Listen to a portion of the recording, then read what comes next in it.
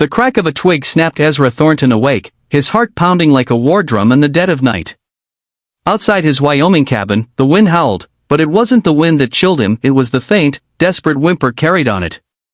He grabbed his rifle, instincts honed from years alone on the frontier, and crept to the door.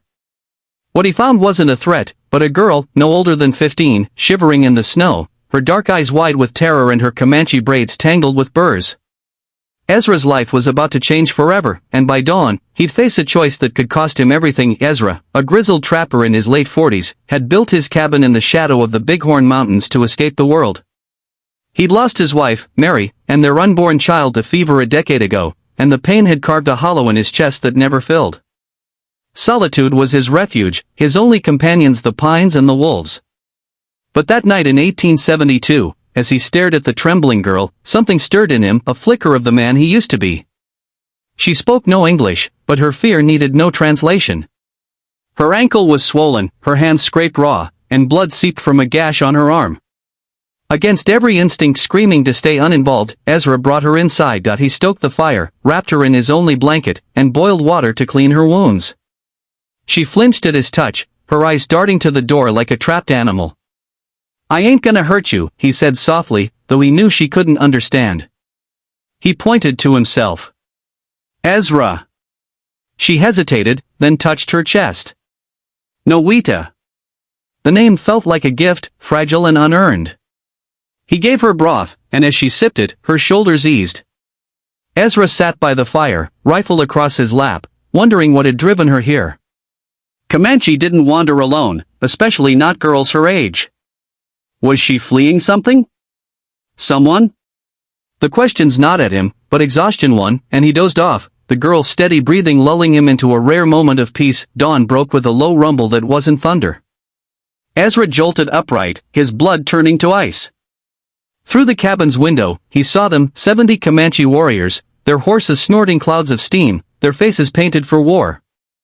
Spears glinted in the rising sun, and at their center sat a man whose presence commanded silence. His eyes, sharp as flint, locked onto the cabin. Nowita gasped, scrambling to her feet. "Tosanaka," she whispered, her voice trembling with awe and fear. Ezra didn't need to speak Comanche to know this was her father, and he was here for blood. Ezra's mind raced. 70 against 1 wasn't a fight, it was a slaughter. He could hand Nowita over, claim ignorance, and maybe walk away. But the thought turned his stomach. She'd trusted him, eaten his food, slept under his roof. To betray her now would be to betray the last shred of decency he had left. He barred the door, his hands steady despite the fear clawing at him. "Stay back," he told Nowita, pointing to the corner. She obeyed, but her eyes never left the window. The leader, Tosanaka, raised a hand, and a warrior rode forward, shouting in broken English. "Give girl. Now. Or die." Ezra's mouth went dry. He opened the door a crack, rifle in hand, and called out, "I ain't holding her. She came to me hurt. I helped her. Let's talk." The warrior relayed his words, and Tosanaka's expression didn't soften. He barked an order, and the warriors tightened their circle around the cabin, bows drawn. Ezra's heart sank. He'd faced grizzlies, blizzards, and bandits, but this was different. These men weren't here for loot, they were here for family. He glanced at Nowita, who was clutching her knees, tears streaking her face. "What happened?" he asked, knowing she couldn't answer fully. She pointed to her ankle, then mimed running, her hands flailing like she was falling. A story took shape in Ezra's mind. She'd fled, maybe from danger, maybe from a marriage she didn't want. Whatever it was, she'd chosen his cabin as her sanctuary, and now he was caught in the consequences. He needed time, but time was a luxury he didn't have. The warrior's chants grew louder, a rhythmic pulse that shook the walls. Ezra's eyes fell on the tin box under his cot, where he kept Mary's things, a locket, a ribbon, a letter she'd written before she died. The sight of it steadied him. Mary had believed in doing right, even when it hurt. He turned to Nowita. "I'm gonna try something. You trust me?" She didn't understand the words, but she nodded, her eyes fierce with hope. Ezra grabbed a white cloth, his only clean shirt, and tied it to his rifle barrel. He stepped outside, hands raised, the cloth flapping in the wind. The warriors tensed, arrows trained on his chest. Tosa Naka's gaze bored into him, unyielding. Ezra spoke slowly, his voice carrying over the chants. Your daughter's safe. She was hurt, running from something. I didn't take her, she came to me. I swear it on my life. The warrior translated, and Tosa Naka's eyes narrowed. He dismounted, his presence towering, and strode toward Ezra, a knife glinting at his belt. Ezra didn't flinch, though every muscle screamed to run.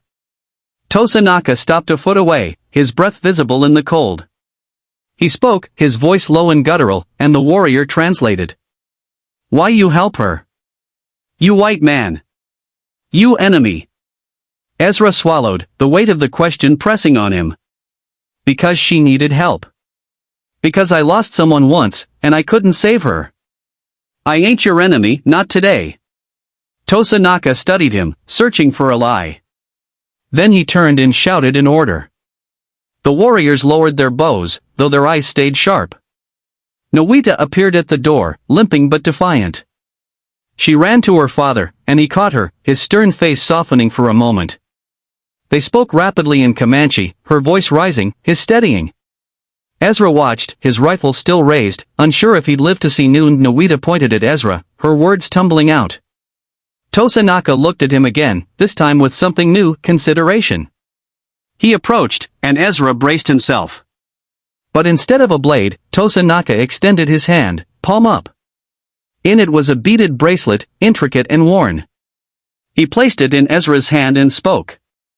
The warrior translated, You gave me my daughter. This is her mother's. You keep. Ezra's throat tightened. He nodded, unable to speak. Tosa Naka mounted his horse, Nowita at his side. The warriors parted, and they rode off, the hoofbeats fading into the morning mist. Ezra stood alone, the bracelet heavy in his hand, his chest aching with something he hadn't felt in years, connection. He'd risked everything for a stranger, and in doing so, he'd reclaimed a piece of himself. Months later, Ezra still wore the bracelet, a reminder of that night. He'd heard whispers of peace talks between settlers and Comanche, fragile but growing. He didn't know if Nowita's story had played a part, but he hoped it had. The hollow in his chest was still there, but it was softer now, lined with the memory of a girl who'd trusted him and a father who'd honored his choice.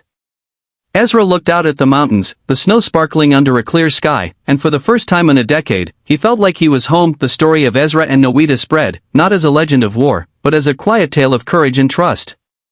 It reminds us that even in the darkest moments, a single act of kindness can bridge worlds, heal wounds, and light the way forward. So, viewer, what choice will you make when someone needs your help? Because sometimes, the smallest act can change everything.